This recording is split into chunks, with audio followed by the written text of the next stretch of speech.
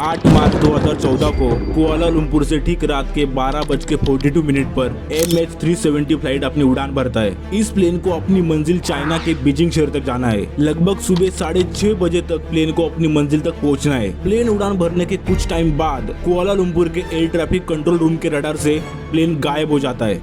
Malaysia 370, this is Kuala Lumpur. Do you copy? Control room को लगता है technical problem की वजह से प्लेन नहीं दिख रहा हो, लेकिन प्लेन उस रडार से जो गायब हुआ वो आज तक कभी अपनी मंजिल तक नहीं पहुंच पाया और ना ही उस प्लेन में बैठे पैसेंजर का आज तक कोई पता चल सका। आखिर उस प्लेन के साथ ऐसा क्या हुआ जो आज तक उस प्लेन में बैठे पैसेंजर के परिवार उनकी राह देख रहे हैं? क्या किसी बड़े ब्लैक होल ने प्लेन को निगल लिया या फिर प्लेन को किसी ने हाईजैक कर लिया? दोस्तों, इस वीडियो को एंडिंग तक पूरा देखना, जिससे अच्छे से आप इस मिस्ट्री के बारे में समझ पाओ। तो चलिए बिना किसी देरी के देखते हैं आखिर क्या है MH370 फ्लाइट की mystery. A Malaysia Airlines flight with 239 people on board has gone missing. Flight 370. Now, it's one of the biggest hunts in aviation history. The mystery of the missing Malaysian passenger jet. Relatives were overcome with emotion, hearing that no one on board had survived. What happened to flight MH370? दोस्तों, ये है MH370 flight के pilot. इनका नाम है जहरी अहमद शाह। दोस्तों, इनको याद जरूर रखना क्योंकि आगे आने वाले वीडियो में इस पायलट के बारे में बहुत ही बड़ी मिस्ट्री सामने आने वाली है। जैसे कि मैंने आपको बताया, 8 मार्च 2014 को रात को ठीक 12:42 पर कुआलालंपुर से प्लेन अपना उड़ान भरता है। उस प्लेन में 227 पैसेंजर सवार है और बाकी के 12 क्रू मेंबर्स है, यानी कि टोटल मिलाकर 239 पर्सन उस प्लेन में है। उस प्लेन को सुबह के ठीक 6:30 बजे तक बीजिंग शहर तक पहुंचना है, लेकिन प्लेन में बैठे लोग और दुनिया को इस बात की खबर नहीं थी कि MH370 प्लेन ना अपने मंजिल तक पहुंच पाएगा और ना ही पैसेंजर के परिवार उनको फिर से एक बार देख पाएंगे। प्लेन कुआलालंपुर से निकलने के बाद रात के ठीक 1:19 पर प्लेन के पायलट और कुआलालंपुर एयर ट्रैफिक कंट्रोल से बात होती है। पायलट अपने ट्रांसमिटेड मैसेज के जरिए कहते हैं ऑल राइट, गुड नाइट। ये वो आखिरी बार था जब पायलट के द्वारा एयर ट्रैफिक कंट्रोल से कम्युनिकेशन हुई थी। 1:19 पर प्लेन कुआलालंपुर से यानी मलेशिया कंट्री की बॉर्डर पार करके निकल चुकी थी। ठीक उस समय वियतनाम के रडार पर भी MH370 प्लेन दिखने लगा था। सब कुछ अच्छा चल रहा था, लेकिन वो समय आ गया जब हिस्ट्री के पन्नों में ये प्लेन हमेशा हमेशा के लिए मिस्टीरियस बनने वाला था। ठीक 2 मिनट बाद यानी कि 1:21 पर प्लेन कुआलालंपुर और वियतनाम के रडार से गायब हो गया।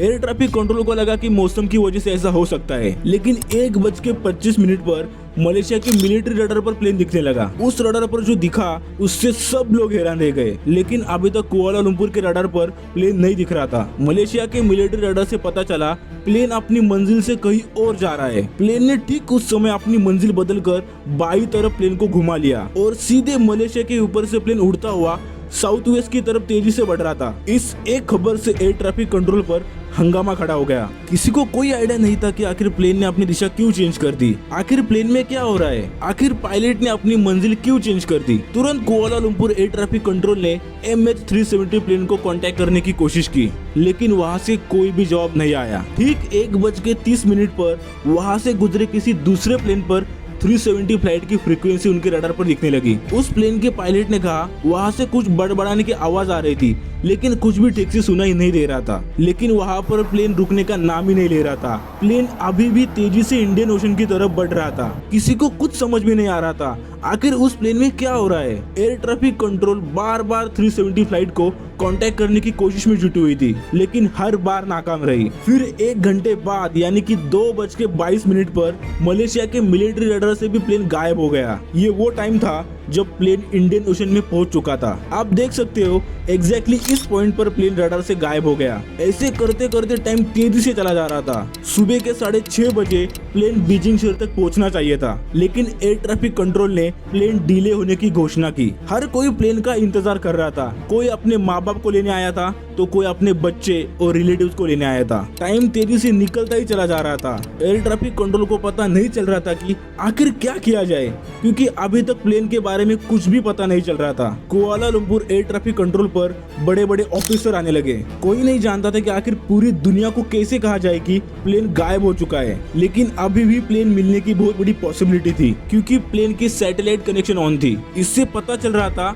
प्लेन अभी भी हवा में उड़ रहा है, लेकिन एयर ट्रैफिक कंट्रोल को पता था इससे कुछ भी फायदा नहीं होने वाला क्योंकि कुछ देर बाद प्लेन का फ्यूल खत्म हो जाएगा और प्लेन समुद्र में जाकर क्रैश कर देगा। अब वो समय आ गया जब दुनिया वालों को पता लगने वाला था MH370 फ्लाइट मिसिंग है। ठीक 7:24 पर मलेशिया एयरलाइन ने डिक्लेयर कर दिया MH370 फ्लाइट कुछ घंटों पहले ही गायब हो चुकी है, यानी उस प्लेन से उनका संपर्क टूट चुका है। ये खबर सुनते ही सब जगह रेड अलर्ट जारी कर दिया। पुलिस की गाड़ियों की भीड़ लगने लगी। मलेशिया एयरलाइन के बड़े बड़े लोगों के घर पर फोन की घंटियां बजने लगी। हर जगह मीडिया और प्लेन में बैठे पैसेंजर के रिलेटिव्स बहुत ही दर्दनाक तरीके से टूट गए। दुनिया भर में ये न्यूज तेजी से फैलने लगी।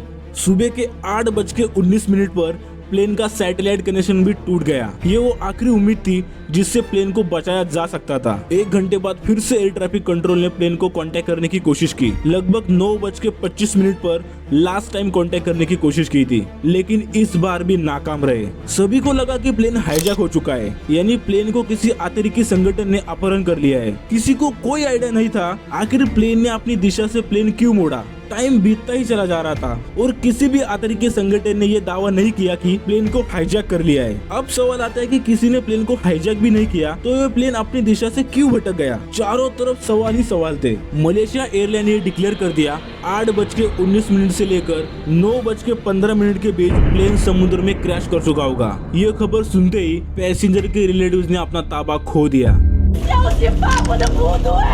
Relatives were overcome with emotion, hearing that no one on board had survived.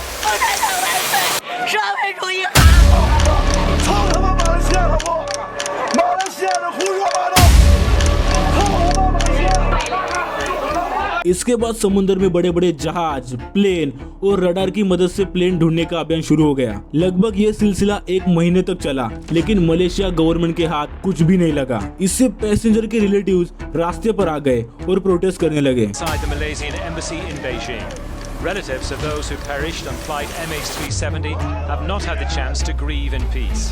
It is outrage at what they claim are attempts by the Malaysian government to delay, distort and hide the truth which has taken over.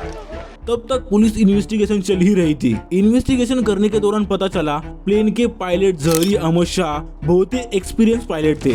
लगभग 18,000 घंटे उन्होंने plane उड़ाया है। और भी detail में छानबीन से पता चला पायलट का बर्ताव प्लेन उड़ाने के कुछ दिन पहले से ही अजीब सा था। प्लेन के पायलट की मैरिज लाइफ कुछ खास अच्छी नहीं चल रही थी। उनके कोवर्कर्स ने बताया जहरी अहमद शाह यानी कि प्लेन के पायलट बहुत ही इमोशनल स्टेज से गुजर रहे थे। इसीलिए कहा जाता है प्लेन के पायलट ने प्लेन को दूसरी तरफ मोड़कर हाईजैक कर लिया और सुसाइड कर लिया। लेकिन ये सब पायलट के फैमिली ने और उनके दोस्तों ने इस सब को डिनाई कर दिया। उनका मानना है वो ऐसा नहीं कर सकता, ये सब झूठ जानबूझकर फैलाया जा रहा है। ऐसा कहना पायलट के रिलेटिव्स का था। What happened to this flight?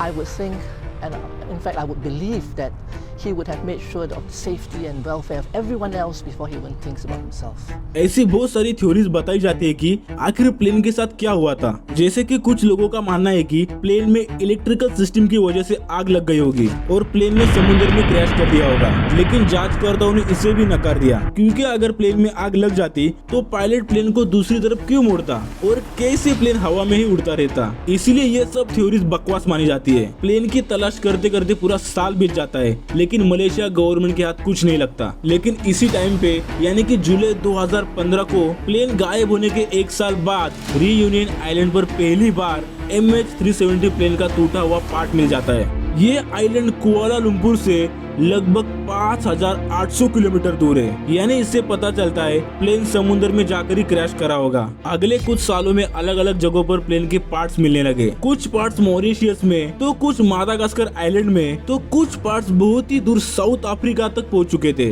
जो लगभग 9,300 किलोमीटर कुआलालंपुर से दूर है। इससे पता चलता है प्लेन क्रैश कर चुका था। लेकिन आज के दिन भी प्लेन का पूरा हिस्सा नहीं मिला है। बहुत ही दर्दनाक बात है कि पैसेंजर के रिलेटिव्स को उनकी बॉडी तक नहीं मिल सकी। दोस्तों आज भी किसी को नहीं पता कि आखिर उस दिन प्लेन में क्या हुआ था, आखिर किसने उस प्लेन को दूसरी तरफ मोड़ा होगा और प्लेन को समुद्र में जाकर क्रैश करा होगा। क्या उस प्लेन को पायलट ने दूसरी तरफ मोड़ा होगा या फिर किसी दूसरे व्यक्ति ने? इसका जवाब तो सिर्फ प्लेन में बैठे पायलट और पैसेंजर ही दे सकते थे। दोस्तों तो ये थी 370 फ्लाइट की मिस्ट्री। अगर आपको ये वीडियो पसंद आया हो तो इस चैनल को जरूर सब्सक्राइब करें। तो मिलते हैं आगे ऐसे कुछ इंटरेस्टिंग वीडियो में, तब तक के लिए धन्यवाद।